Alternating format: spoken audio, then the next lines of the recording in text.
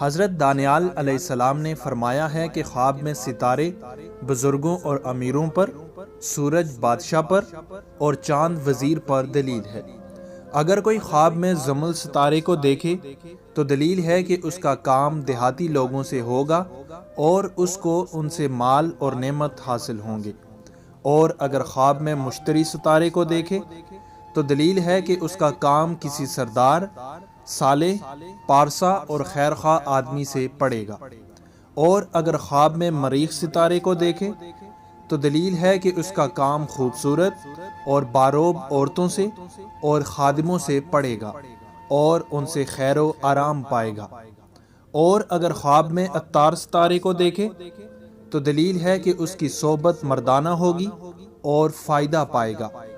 اور اگر دیکھے کہ کچھ ستارے اس سے باتیں کرتے ہیں تو دلیل ہے کہ بزرگی اور مرتبہ پائے گا۔ حضرت ابن سیرین رحمۃ اللہ تعالی علیہ نے فرمایا ہے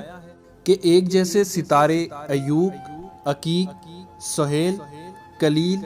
کہ جن کی مشرک لوگ پرستش کرتے ہیں، ان میں سے کسی ایک کو خواب میں دیکھے تو دلیل ہے کہ مشرکوں کے ساتھ اس کی صحبت ہوگی،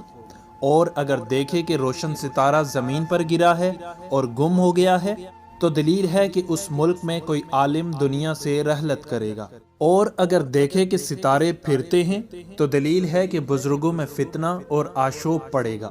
اور اگر دیکھے کہ ستارہ ہاتھ میں پکڑا ہے